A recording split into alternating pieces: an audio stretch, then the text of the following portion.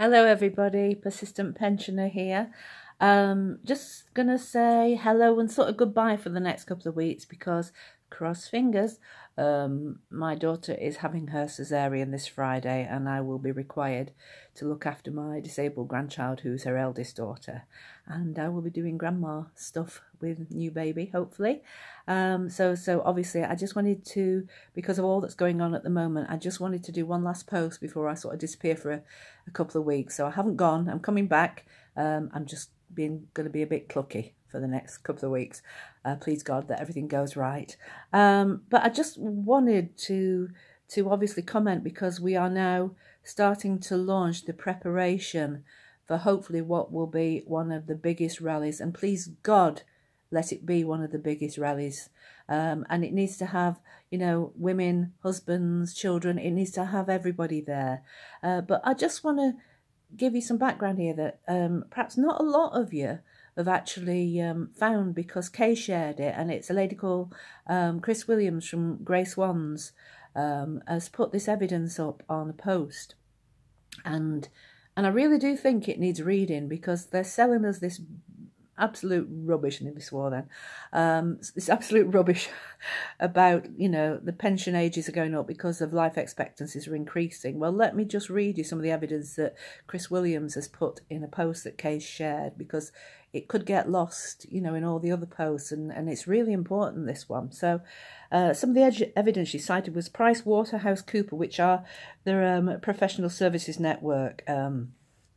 They have suggested, and here we go, ladies, that 310 billion could be cut from the UK's pension deficit due to the changes in life expectancy.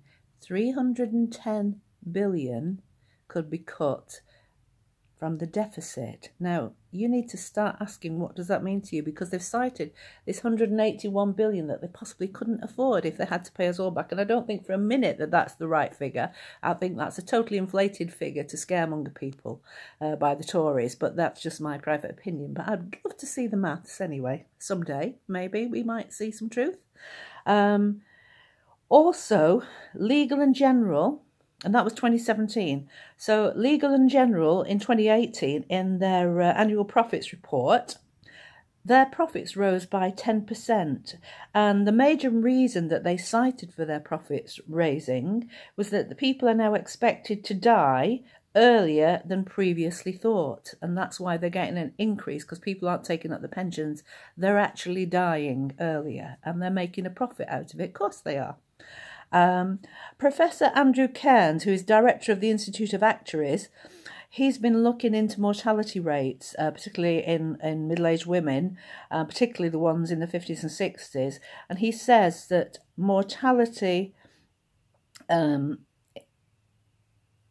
improvement rates, in this group have flatlined. And look at the dates here, since 2011. Coincidence of a date there, yeah? But especially in 2015. And again, look at where we're at now with women being ill and forced to carry on working from those dates onwards. That's the highest surge in early deaths since the Second World War. The highest surge in early deaths. And the Oxford University professor Danny Dorling, who's published quite a lot of books, she says, on various inequalities. But of course there's no inequality here, is there? Because the pensions, we've had our pensions stolen to put right inequalities to men. But hey-ho, but he writes a lot of books on inequalities, and says that in Britain the additional deaths now are part of a trend and not a one-off. So he's saying they're part of a trend and not a one-off. So the Tories cannot cite that we're living longer. There's too much evidence. And if the pension companies are making money out of it, that's where you look. You follow the money, okay? You follow the money, you find the truth. So it's not a trend, you know. It's a trend. It's not a one-off. So that's what I want to say to you. That's the evidence recently. And I just think people should be aware of this when they start hearing all this bumf and rubbish that's being spouted and rhetoric. So here's where I am here now. I was in London with all those wonderful ladies who sat down in the DWP, and I was shouting myself hoarse on the loudspeaker outside. And it was great, really, because they got trapped in the foyer, which was great because nobody could get her in and out past them, and they were near the street, so they could actually be seen. Whereas if they'd have actually got into the building, they could have hidden them. So it was great, really, because it actually worked in our favour, and we got a lot more visibility because we were, and I was actually able to film more of it going on and get it out to everybody because I could stick my camera in the air as well as shout and film everybody as well. So those ladies, some of those ladies there were on walking sticks. And, you know, we often see women in wheelchairs. We often see ladies on walking frames and with walking sticks and crutches coming to these rallies. And they've travelled. This one lady came from up north. The lady with the walking stick came from quite a way away. So what I'm saying to everybody is right now, for the appeal at the courts on the 21st of July, which is, I think it's a Tuesday. Don't quote me, but I think it's Tuesday. We are putting out now the calls to action because it really, really needs to be the biggest rally that has ever happened regarding our pensions here. Because this could well be, with this government in place for at least 5 years, and nothing we can do about that now because, you know, well, I know I didn't vote for them, but they were voted in. God knows how, but they were. So what I'm saying to you is this is possibly the last chance we have. We need to be the biggest, the most influential, the rally that no one in this country could ignore. It couldn't be kept off the news because it's that big. They couldn't hide it. You know, and I know that the times that we do these things, the DWP sit down, we had to get it out on Facebook because we knew they'd block us on the news. There was more policemen than you could shake a stick at there for us poor little old ladies. But as I say, they will block us on the news. So we need this rally to be one of the biggest crossed groups rallies ever, and there's various names going about now for people, you know, little headers for the information groups, Sisters in Solidarity, you know, 1950s Women United. If you want the main details at the moment, 1950s United is starting to put out regular information on there. I'm sure WASPI will, I'm sure everybody will, Back to 60 the Law, I'm sure they will at some point. But right now, 1950s Women United is putting out some information and calls, and they're trying to organise transport and coaches in different areas so that women can find a travel buddy. So if they're not confident at travelling, they can find someone else that's in their area to travel with. So we're starting early. We're starting early because we do not want people to say, oh, I didn't know, it was too late, I couldn't make arrangements. This is too important not to be there. This could well be one of our last chances to get something done here and create some influence and some media awareness and to make people aware of just how big this is and how outrageous. As Alan Duran said, it's the biggest crime of the century, and he is an MP who was an ex-police inspector saying this and taking the time to put that into his maiden speech. And when somebody takes the time to put that into the maiden speech, who's a police inspector, to quote that it is the biggest crime, you should be listening. But we know this government isn't listening because they don't want to have to acknowledge us, and they will try to keep us down. We are pleading with you, ladies. I know some of you are ill. I know some of you are frail and some couldn't possibly come, but there are an awful lot of women. If you actually started to prepare now and maybe book today's holiday on that day, start to put a few pennies away every week or a couple of quid away if you can. I'm not saying everybody can afford it, you know. There are some wonderful women. There are women who's funded us for things because they couldn't get there and all they could do was donate the train fare they would have spent to someone else. And I'm talking to one particular lady who's helped me, via me, an awful lot. And I'm in awe and deepest respect. I'm not going to mention her name because she'll probably cringe. But she has funded the ribbons. She's funded coffees for the ladies at the DWP sit down. She was even going to give me some money towards these artworks that I'm doing for the 1950s women to try and have something in memory of their efforts in campaigning, of the women I've stood beside. I want them in history, and I want pictures on a canvas, and I want their names on that canvas.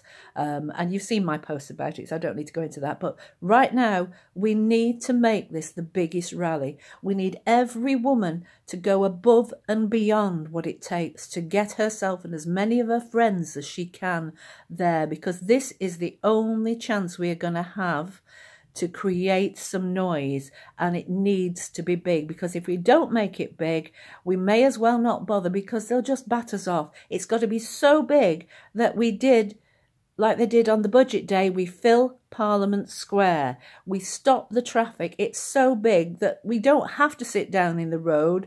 There won't be anywhere else to fit us because there will be that many people there. This is what we need. So please, ladies, look at these groups, look at your local groups and find out the details, find out who's travelling, make friends with them, have a buddy to travel with, and look at the groups for information. You really need now, this is it, one big chance, one big push to get some justice for us. Because if we do not be heard and make them listen, they are going to brush us under the carpet. And we cannot allow this to happen. So all these ladies, and some of you ladies, you know, you may have private pensions, you may have husbands, and you may feel that, you know, you don't want to commit your life to being angry. I'm angry all the time. I have no choice. You know, I have to fight. I have no choice. And I do understand that certain women will think, well, I don't need to fight. I don't need to get upset because I actually can manage. They're stolen up to £54,000 off you. If somebody came into your house, stole your furniture, stole everything that your valuables, your jewellery, your possessions, your life, you would be on to the police.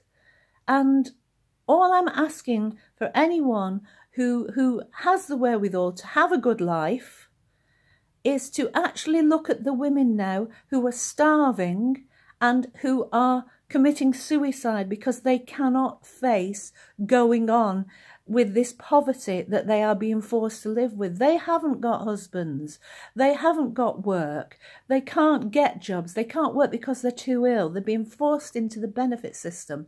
You know, these are women that could well have been you in any other circumstance.